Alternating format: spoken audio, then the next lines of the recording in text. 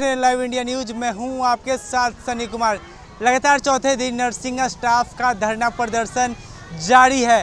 तस्वीर देखें किस तरीके से जो नर्सिंग स्टाफ है यहाँ पे धरने पे बैठी हुई हैं। दरअसल इनका पूरा मामला ये है कि पीएमसीएच अस्पताल में रिपेयरिंग का काम चल रहा था, जिस दौरान इनके हॉस्टल को तोड़ने की कवायदें तेज हुई थी, जिसके बाद से इन्हें राजापाकर यानी कि वैशाली जिला में एक जगह है वहाँ भेजा जा रहा था, लेकिन ये लोग वहाँ जाने से इनकार किया। उसके बाद से जो है ये लोग धरना पे हैं और उनके साथ मारपीट भी की गई, बदसलूकी भी की गई प्रशासन के द्वारा। आपकी तस्वीरों में दिखाएंगे पोस्टर पे किस तरीके से जो पुरानी तस्वीर है वो साफ तौर पे देख सकते हैं। पहले भी हमने आपको तस्वीर दिखाई थी किस तरीके से बड़ी बेदर्दी से पटना पुलिस के हाथों इन्हें पीटना पड़ा था अपनी जायज़ मांगों को लेकर के। ऐसे में इनसे जुड़ते हैं, चौथा दिन हड़ताल का है और कब तक इनका हड़ताल जारी रहेगा, हालांकि अनिश्चितकालीन साफ तौर पर लिखा हुआ है, लेकिन आगे की क्या रणनीति, तमाम चीज़ों को लेकर बात करते हैं। चलिए कुछ नर्सिंग स्टाफ से बात करते हैं, इनसे जुड़ते हैं। मैडम ये बताएं कि लगातार चौथे दिन का आपका धरना है, क्या आगे का रुख होगा आपका? आगे हम लोग का यही करना है कि हम लोग का प्रोटेस्ट चालू रहेगा जब तक नई सुनवाई होगा, जब तक। आप लोग पहले भी आप लोगों ने कोशिश की थी, आप लोग के साथ मारपीट भी की गई पीएमसीएच अस्पताल में? हाँ, हम लोग के साथ मारपीट भी हुआ था और बहुत सारे घायल भी हुए थे। प्रशासन की ओर से कोई कार्रवाई नहीं की गई? कोई कार्रवाई नहीं किया गया और मेल पुलिस द्वारा हम लोग को ये सब मारपीट किया गया है और थाने पीरबहोर थाना में रात भर रखा गया था। और जो घायल थी उन लोग सारी, हम लोग जितना सब लोग घायल हुए थे वो लोग को हॉस्पिटल में इलाज भी नहीं किया गया था। अच्छा, क्या आप लोग के ऊपर कोई कार्रवाई भी की गई थी क्या?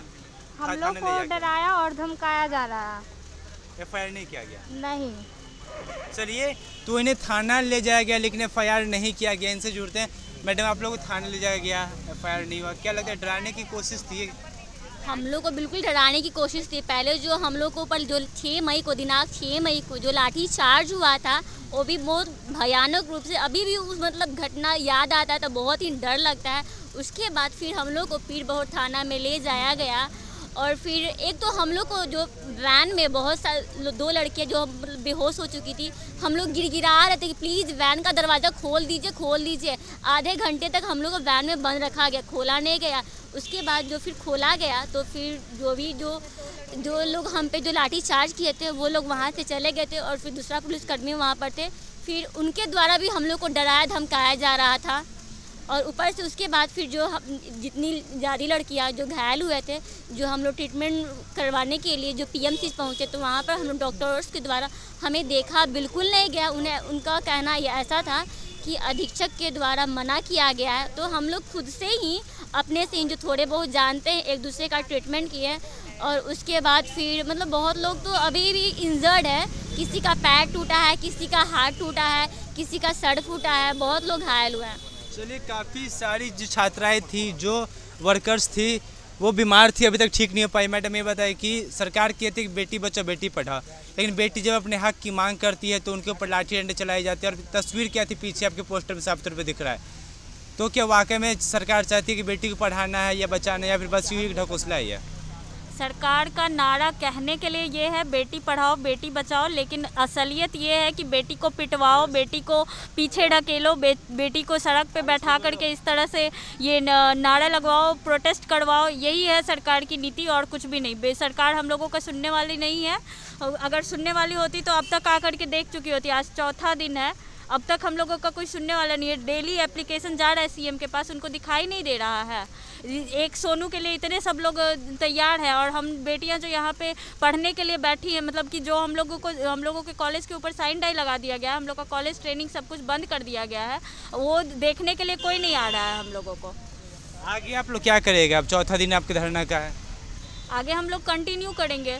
अपना जेन्युइन मांग है हमारा, बिल्कुल कुछ ज़्यादा नहीं मांग रहे हैं और बिल्कुल सही चीज़ मांग रहे हैं। तो हम लोग को कोई डर नहीं है कि हम लोग कुछ गलत कर रहे हैं, हम सही कर रहे हैं। सरकार को हमारा मांग सुनना चाहिए।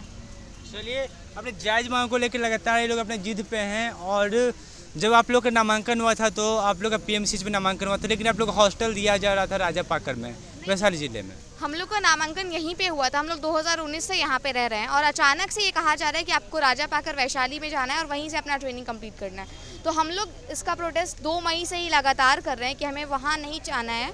आप जब यहाँ पे हमारा एडमिशन हुआ, हम लोग एग्ज़ाम एंट्रेंस दे के आए हैं, टॉप रैंकर्स होके यहाँ पे आए, तो आप हमें यहीं पे कहीं कॉलेज दीजिए, यहीं पे हमें हॉस्टल प्रोवाइड करवाइए और यहीं पे हमारा ट्रेनिंग करवाइए।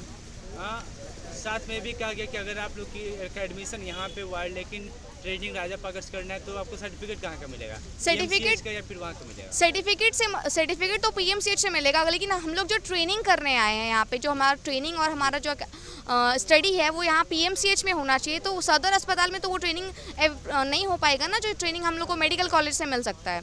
तो हमारा डिमांड इतना है कि जो हम यहाँ इंट्रेंस दे के एग्ज़ाम क्वालिफाई करके आए हैं, मेरिट वाले स्टूडेंट हो के आए हैं, तो आप हमें कहीं और क्यों भेज रहे हैं जहाँ पे हमारा गुणवत्तापूर्ण ट्रेनिंग नहीं हो पाएगा। चलिए, सिर्फ डिग्री लेके क्या करेंगे? सिर्फ डिग्री कागज़ हाथ में लेकर के क्या करेंगे? जब नॉलेज ही नहीं होगा तो फिर जब जॉब करेंगे वहाँ पर गलत सुई देंगे तो फिर नीतीश जी हमारे ऊपर आकर के बोलेंगे कि आप लोग तो गलत करते हैं, तो गलत सिखा रहे हैं आप, तभी तो आप हम लोग को जो ट्रेनिंग चाहिए वो आप दे नहीं रहे हैं। उसके बाद फिर हम लोगों पे ऊपर इल्ज़ाम लगाइएगा, तो ये क्या कर रहे हैं आप? बिहार के स्वास्थ्य को तो आप खुद खराब कर रहे हैं। चलिए, तो जाहिर सी बात है इनकी मांगों को लेकर सरकार गंभीर नहीं है, लेकिन एक बड़ी पुरानी कहावत है, जो बोएगा सो पाएगा।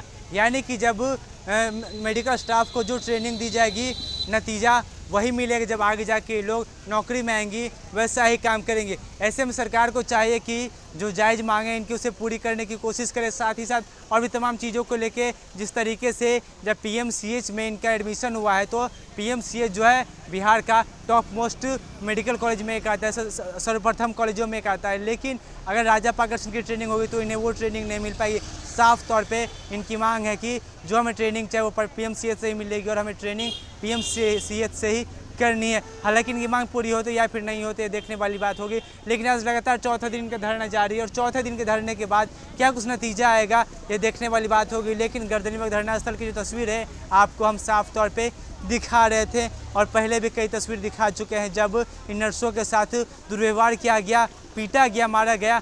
कई अभी भी जख्मी हैं, रिकवर नहीं हो पाए हैं। तो आप ऐसी तमाम खबरों के लिए बने रहे हमारे साथ और आप देखते रहे लाइव इंडिया।